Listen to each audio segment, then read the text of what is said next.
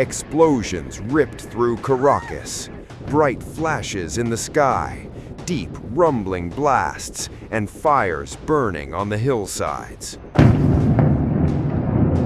दोस्तों, दुनिया की पॉलिटिक्स में जो हुआ है उसे कई लोग 21वीं सदी का सबसे बड़ा रेजीम चेंज ऑपरेशन कह रहे हैं। अमेरिका ने आधी रात को वेनेजुएला पर हमला किया और कुछ ही घंटों के अंदर वेनेजुएला के राष्ट्रपति निकोलस मादुरो को पकड़कर न्यूयॉर्क पहुंचा दिया। कौन है ये मादुरो? क्यों उन पर नार्को टेररिस्ट होने के आरोप लगे और अमेरिका आखिर किसी दूसरे देश के प्रेसिडेंट को ऐसे उठाकर अपने यहाँ ट्रायल के लिए कैसे ले आया? आज की इस वीडियो में पूरी कहानी डिटेल में समझते हैं।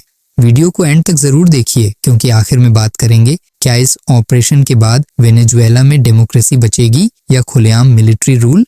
निकोलस मादुरो वो नेता जिन्हें सालों से अमेरिका तानाशाह और नार्को टेररिस्ट कहता रहा है। वेनेजुएला एक ऐसा देश जिसके पास दुनिया के सबसे बड़े ऑयल रिजर्व हैं, लेकिन जनता सालों से महंगाई, गरीबी और राजनीतिक संकट से जूझ रही है।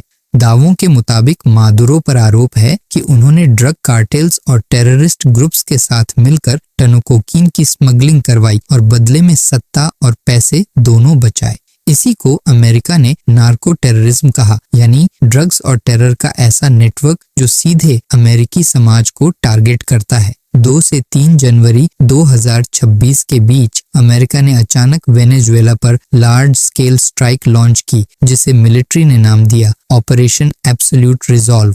जनरल डैन केन के मुताबिक इस मिशन में 150 से ज्यादा एयरक्राफ्ट, स्पेशल ऑप्स हेलीकॉप्टर्स और ड्रोन्स शामिल थे। अमेरिका की स्पेशल फोर्सेस ने काराकास के ऊपर बेहद लो हाइट पर उड़ान भरी ताकि रडार से बचा जा सके और साथ ही वेनेजुएला की एयर डिफेंस सिस्टम्स को पहले ही मिसाइल स्ट्राइक्स से डिसेबल कर दिया गया। रिपोर्ट्स के अनुसार मादुरो की लोकेशन एक सीक्रेट CIA सोर्स लगातार मॉनिटर कर रहा था, जो उनकी मूवमेंट की हर डिटेल अमेरिका को भेज रहा था। फिर कुछ ही मिनटों में स्पेशल ऑपरेशंस फोर्स ने उस लोकेशन पर रेड की, मादुरो को कस्टडी में लिया और उन्हें USS इवो जिमा नाम के अमेरिकन वॉरशिप पर ट्रांसफर कर दिया। ट्रंप ने अपनी पोस्ट में एक फोटो शेयर की जिसमें मादुरो ब्लाइंडफोल्ड और हैंडकफ्स में इसी शिप पर दिखाई दे रहे हैं। USS इवो जिमा से मादुरो को एक मिलिट्री प्लेन में बैठाकर न्यूयॉर्क स्टुअर्ट इंटरनेशनल एयरपोर्ट लाया गया, जो मैनहट्टन से करीब 60 से 70 माइल दूर है।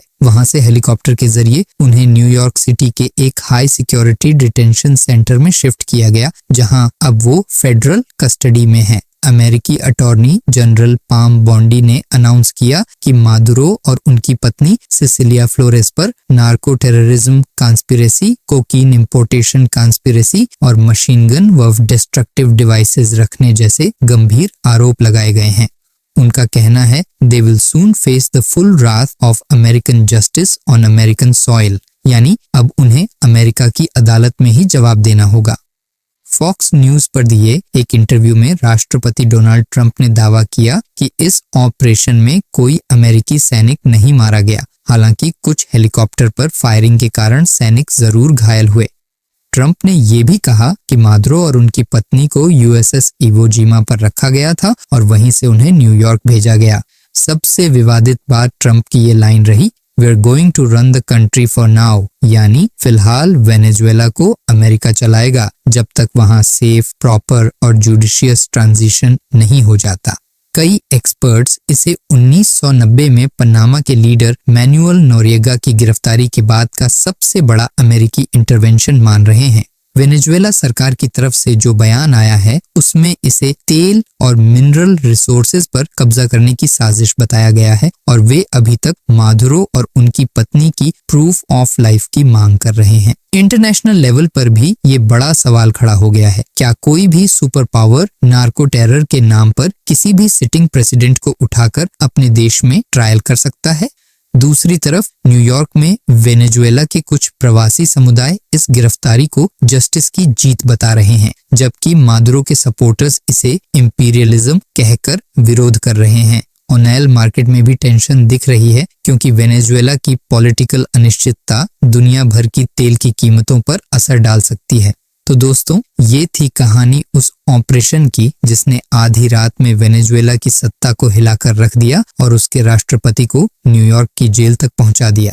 आपके हिसाब से ये जस्टिस है या पावर शो? क्या अमेरिका सही कर रहा है या ये इंटरनेशनल लॉ के लिए खतरनाक मिसाल बन सकता है?